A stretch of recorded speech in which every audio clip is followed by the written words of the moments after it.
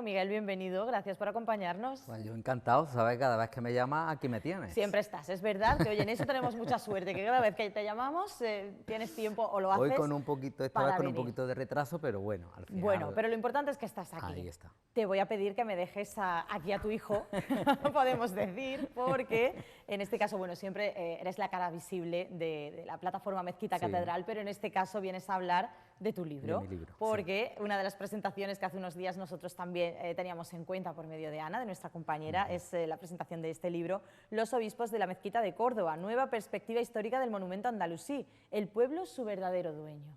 ¿Qué nos vamos a encontrar aquí, Miguel? Bueno, ahí yo lo que pretendo es que en esa lectura las personas disfruten y conozcan, porque yo pienso que el conocer es fundamental, el conocer la historia de nuestra ciudad, el conocer la historia de nuestro principal monumento es muy importante, ¿no? Y ese era el objetivo, generar conciencia de lo que significa nuestro monumento, su historia, su arquitectura, toda su memoria, para toda aquella persona que quiera leerlo, ¿no? Ese es el objetivo principal. Contamos con el prólogo de Juan José Tamayo también. Sí. Es importante, ¿no?, cuando uno tiene un proyecto como este, rodearse de gente que estén ahí codo con codo. La verdad que, Amparo, en este sentido se puede decir que el libro es el fruto de un grupo, de un equipo, de un colectivo, ¿no? Con mucho cariño, rodeado de mucho cariño, ¿no? Y en concreto, en el libro han participado, aparte de Juan José Tamayo, teólogo de fama nacional e internacional, tanto aquí en España como en Latinoamérica o en Europa, ¿no? Y él fue realmente, cuando yo le planteé el tema, pues lo acogió con mucho cariño y con mucha ilusión, el poder ser el que llevase el prólogo, e incluso fue el que posibilitó que la editorial Tirán lo Blanc fuese fuera la que editase el libro, ¿no?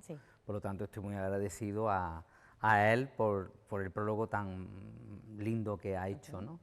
Y porque la editorialista pues pueda publicarlo. Y junto a él, bueno, pues el epílogo es de una compañera tuya, de Marta Jiménez, periodista, de la amiga y compañera de la plataforma, y ella encantada, un epílogo en el que hace un canto. Claro, casi todos son hombres en la historia. Claro, claro. Entonces él hace ese canto a ese perfil de mujer que siempre ha estado presente, ese 50% de la historia, una historia en la que la protagonista, que es la Mezquita, tiene nombre de mujer. Y ahí las mujeres seguro que han tenido que actuar y que hacer mucho, ¿no?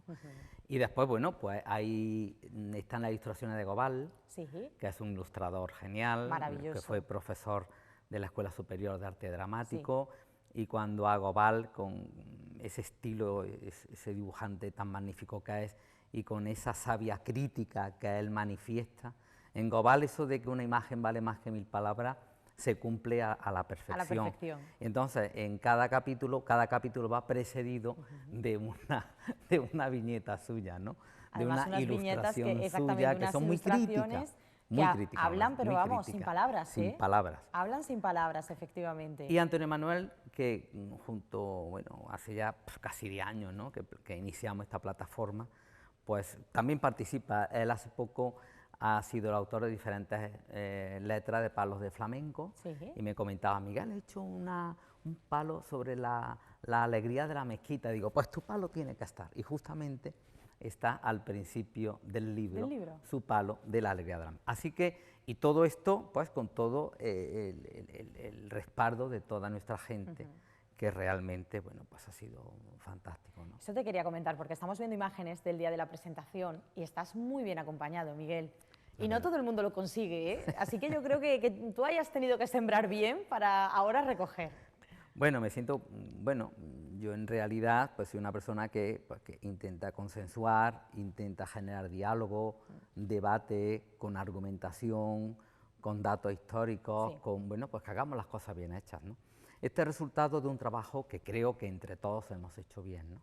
De hecho, fíjate, cuando yo planteé el hecho de que se presentase en el rectorado, creo que un libro que recoge la historia de nuestro principal monumento merece un contexto como el rectorado de Córdoba, en el que el rector, Manuel Torralbo, desde el principio se ofreció totalmente a abrirnos las puertas de la casa, incluso estuvo en la presentación del libro.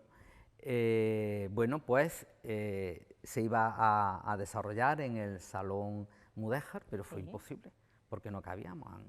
Más de 200 personas o 250 personas, pues fueron las que al final asistieron a esta presentación. Y bueno, pues el ambiente fue, Ana, tu compañera, lo pudo comprobar, y yo quedé desbordado, sinceramente, Claro, ¿no? claro que sí. Por la acogida, además un ambiente tan plural, Amparo, tan plural, tan bonito, jóvenes, mayores, de diferentes realidades culturales, Sí. académicas, bueno, pues de todo, ¿no? Sí. De todo lo que es el abanico social y cultural de nuestra ciudad. Y ya te digo, encabezada por el rector, por Manuel Torralbo, yo creo que eso pues, fue realmente muy de agradecer. Por esa supuesto, compañía, es de ¿no? agradecer, efectivamente, sin duda alguna es de agradecer. Miguel, ¿cómo ha sido el proceso de escritura de este libro? Porque claro, no es una novela al uso, no podemos decir No. es una historia al uso, ¿no? Sino que el lector se va a encontrar con muchos detalles que tú previamente Sí, has tenido sí, que ir recopilando. ¿Cómo ha sido ese sí. proceso? Tú fíjate, ¿quién me iba a mí a decir que a lo largo de mi vida, que yo he leído tantos libros, Sí. porque La Mezquita tiene tantísimos libros Muchos. de tantísimos autores, tú fíjate, el primer libro que cayó, porque aunque yo soy biólogo, Sí.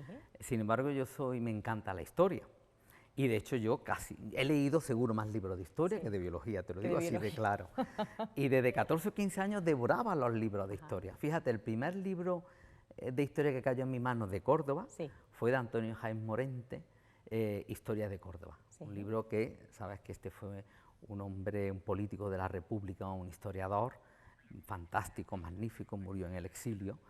Y a partir de ahí fui bebiendo más y más y más y más de la historia de Córdoba, de Andalucía. Sí. Sobre todo me encantaba la historia de la época romana, de la época andalusí, que han sido las dos grandes columnas de nuestra ciudad en la historia, ¿no?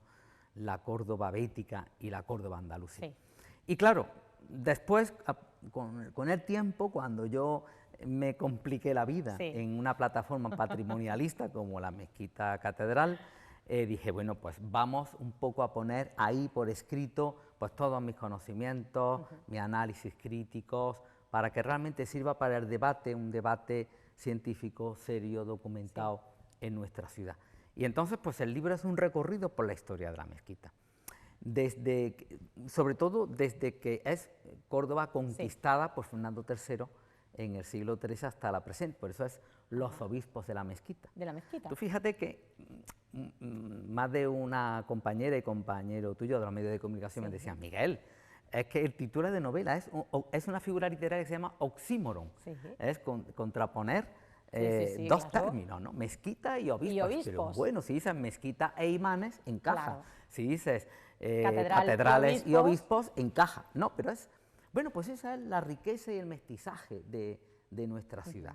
La historia de la mezquita ha estado siempre al servicio de ellos. Ella, la gran señora por su arquitectura, su arte, su memoria, todo lo que este gran faro del mundo. Tenemos uno de los monumentos más importantes del mundo. Tenemos que ser conscientes que no es de Andalucía o de España, es del mundo entero. Y entonces recorre pues toda esa historia en la que son una historia de ellos, cómo se comportan con ella. No recojo la historia de los imanes, que serían 5 siglos de cómo los imanes se comportaron con la mezquita, sino a partir de la conquista de los obispos de Córdoba, desde el obispo Fitero, que llega con Fernando III, hasta el actual obispo, ¿no? Y es una historia, es como un viaje por los siglos, ¿no?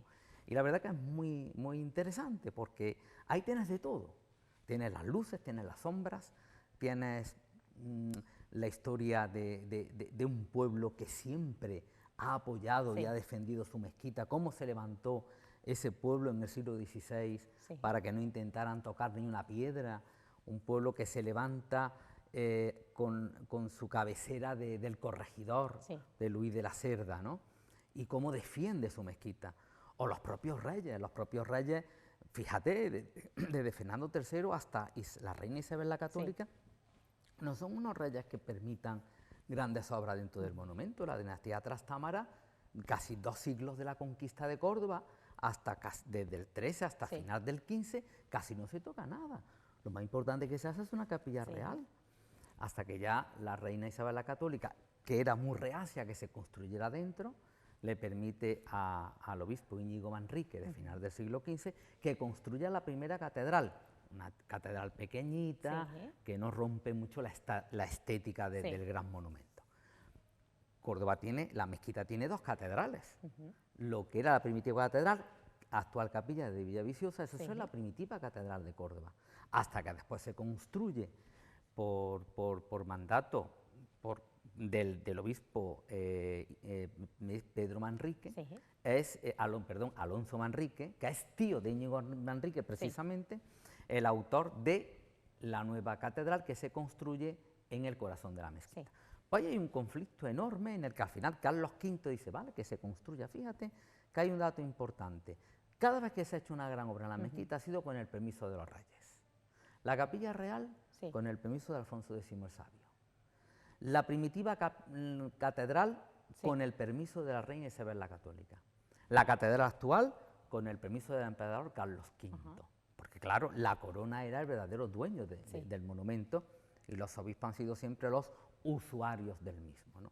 No hay ningún documento histórico, ninguno, al menos si lo tienen, no lo han sacado hasta la presente, que diga que Fernando III donó la mezquita. La cedió, evidentemente, para que sirviera de catedral. Bueno, pues todo eso se va narrando y hay momentos en la historia muy interesantes.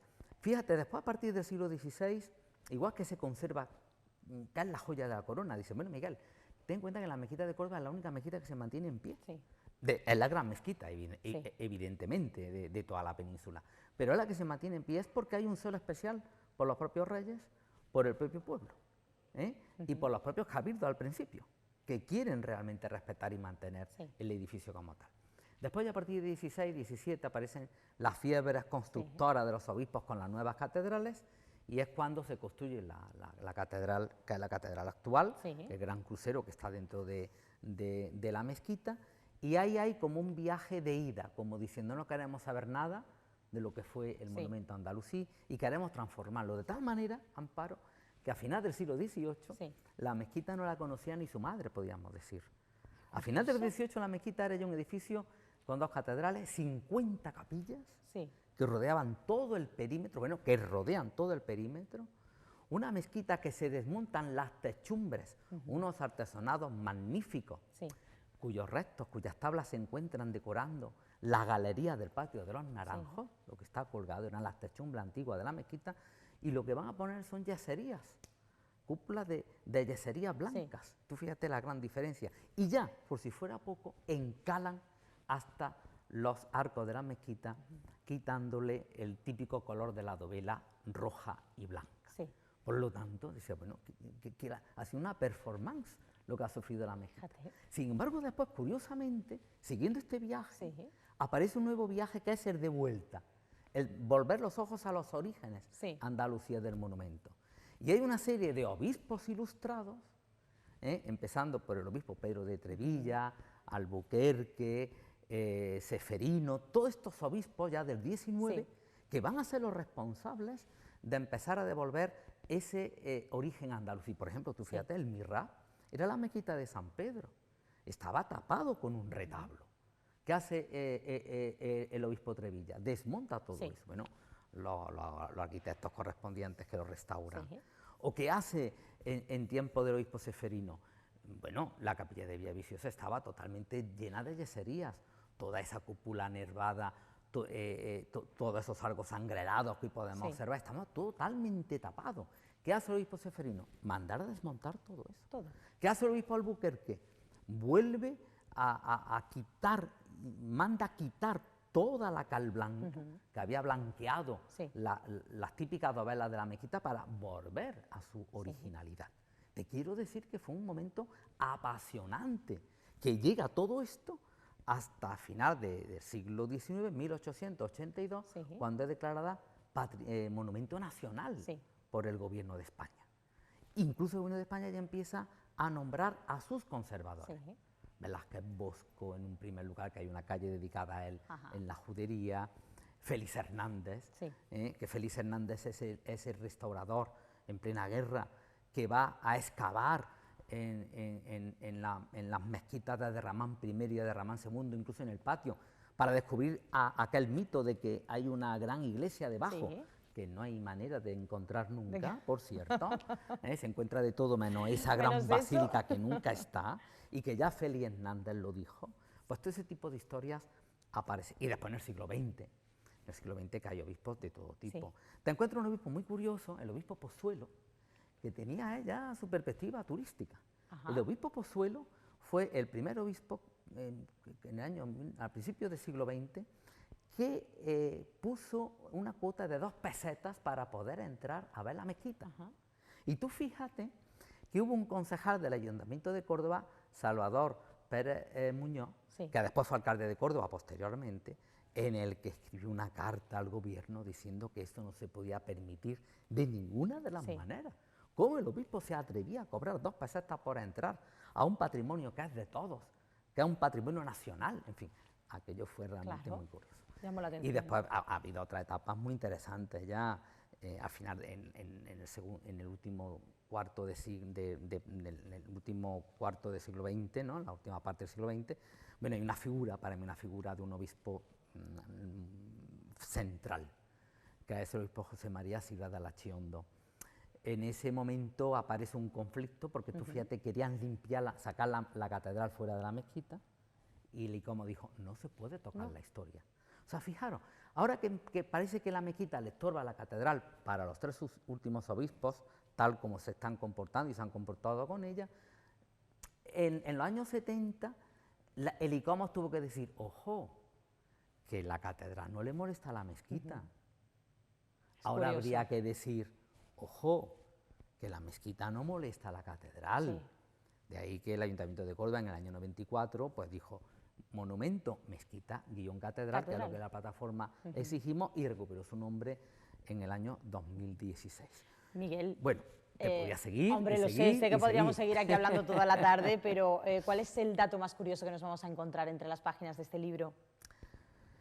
Bueno, datos... el más, con el que tú te quedas, que dices, oye, hay un este va a dato sorprender que a todo el es mundo. muy importante, ¿no? Y es cuando en el año 1984, en la ciudad de Buenos Aires, Sí. en noviembre, se decide nombrar a la mezquita Patrimonio de la Humanidad. De la humanidad. Y fíjate que es la primera vez que se declaran Patrimonio de la Humanidad a monumentos del Estado español. Sí. Y de los 5 grandes monumentos, los 5 primeros monumentos, la que encabeza la lista es la mezquita, además nombrado así, Sí. Nada de mezquita catedral, Nada. la mezquita de Córdoba, De Córdoba. le sigue la Alhambra, le sigue el Escorial, le sigue la Catedral de Burgos y el grupo modernista de Gaudí de Barcelona. Entonces eso realmente demuestra, eso fue una lucha, además, fíjate, una lucha de los alcaldes de Córdoba. Desde tiempos de Luis de la Cerda, pasando por el último obispo franquista, como fue Alarcón Constant, que está ahí y que fue un hombre que luchó para que el Icomo empezara a hacer este tipo de peticiones para declarar un monumento internacional, hasta que Julio Anguita pide formalmente a la UNESCO que la mezquita sea declarada Patrimonio de la Humanidad. De la humanidad. Pues hay que leerlo, porque claro, nosotros seguiríamos charlando con él, pero bueno, como se nos acaba el tiempo de estar contigo este ratito, vamos a invitar a todo el mundo a que lea este libro en el que desde luego hay datos que nos van a dejar a todos con la boca abierta, y lo que hay es muchísimo trabajo detrás de él, así que ya saben, es maravilloso todo lo que viene de la mano de Miguel, y en este caso, pues este libro también. Muchísimas gracias por estar con nosotros. Pues nada, Amparo, ya sabes, aquí me tienes siempre. Lo sabemos, así que en breve te volveremos a llamar para seguir hablando de cómo trabajáis desde la plataforma. Muy bien. Gracias por estar con nosotros esta tarde.